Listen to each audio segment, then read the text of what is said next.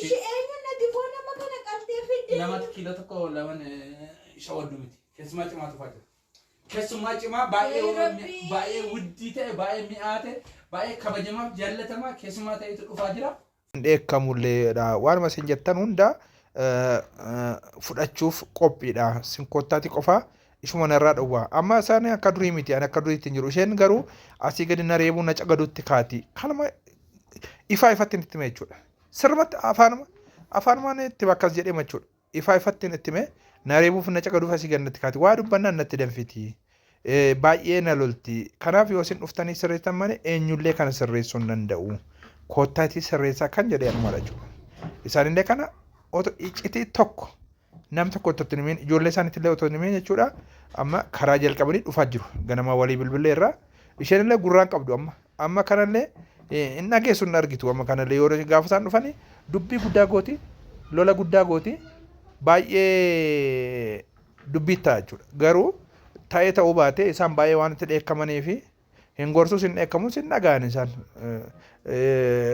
Isheenillee hin lolti garuu maazariin hin dheekkamu hin lolu hin gorsu waan ta'eef homaa asitti hin dhagahamu isaanitti dhaala isaanii waan ta'eef isaanitti dhagahamu garuu amma isheen dubbiidhaan akka eegdu gaaffii tokkoyyuu hin jiru.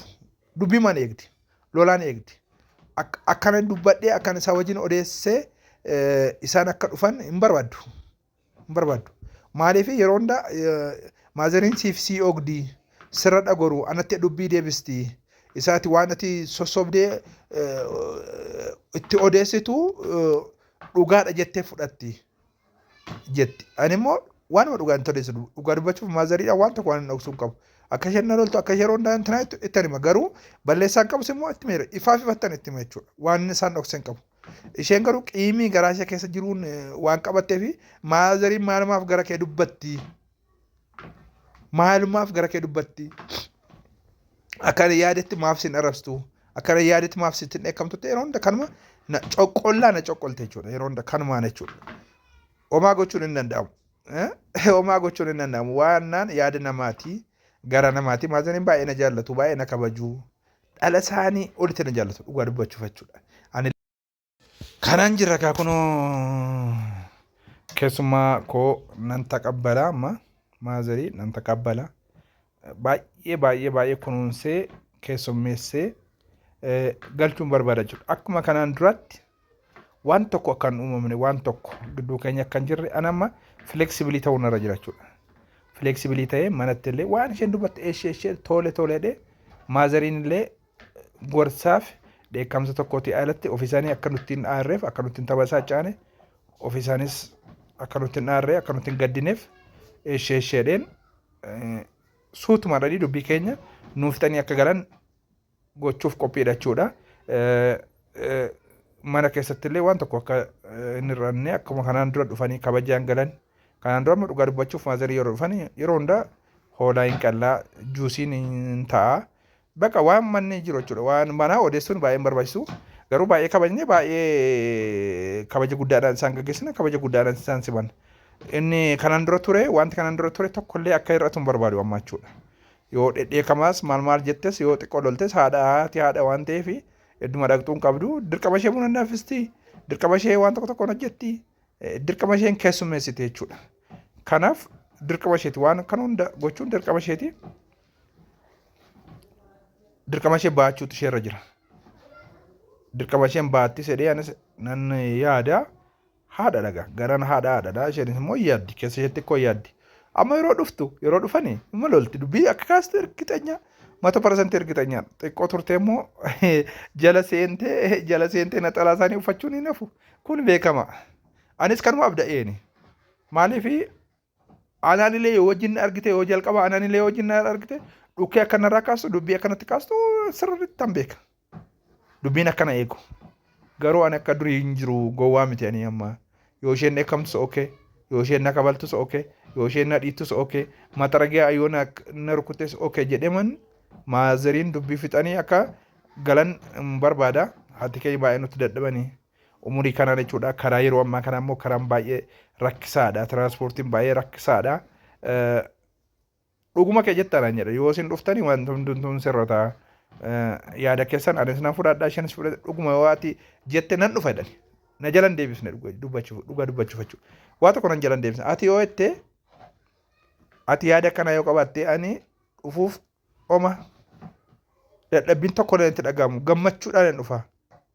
Keessi kun nama qotatu sin biraan dhufee utuun siniin wal biratti araarse utuun siniin wal biratti argee ijoollee keessan gidduutti utuun lamaan keessan argee keessi kun boqota kana caalaa gammachuu adda maanan qabaa jedhanii naan jedhan jechuudha ifaafatti yeroo inni koottaa jedheessani. Na mikinaata tokko illee akkan isheen hin dardarreedheen isheetti illee mina calmaati koottaa anatu sin gaggeessaa anatu sin taqabbala koottaan jedheen hooma waan tokko isin jedhu naan jedhan jechuudha.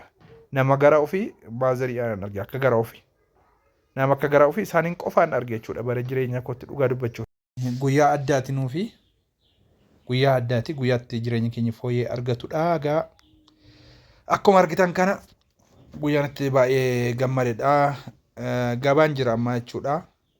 Gabaa ilaaluun dhufee gabaa hoolaa ilaaluun dhufee hoolonni kun akkasitti caf jedhanii gabaa guutanii jiru.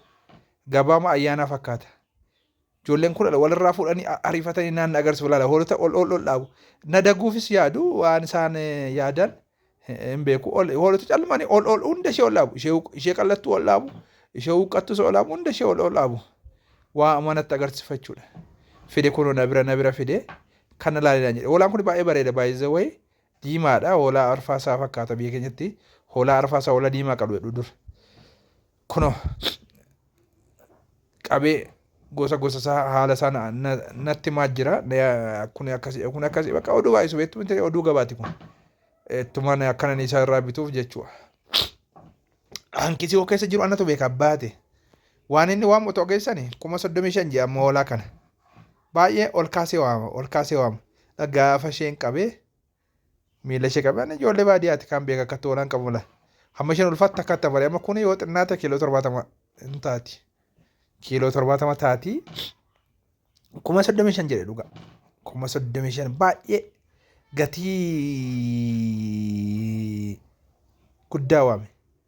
gatii guddaa waame baay'ee mi'aadha. Ol dhaaba 10 ol dhaaba ani ko beekaadha malee nan beeka gatii isheettan hima qorot godhee gadi buusan itti hima gadi buusee gadi rukutan itti hima. Waan sinnimu keessaa gaa kuni yaaduma miti. Hoolaan kun kan bitamu calma dhabe miti. Keessummaa addaatu mana keenya dhufaa jira. Keessummaa addaa keessummaa nani waameedha. Harmee keenyatu dhufaa jira jechuudha.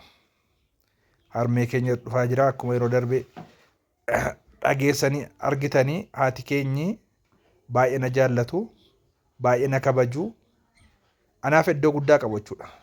Dhageessanii ittu gaa yeroo darbe waan isaan jedhanii kun immoo tasuman ta'u jiraan nama addaati nama gaariidha nama garraamiidha akkuma naan jedhanii kun warra yaada koo kabajanii ani koottaa yoo isin dhuftan wanti hundumtuu jijjiirama wanti hundumtuu sirraa jedhee waanan jedheefi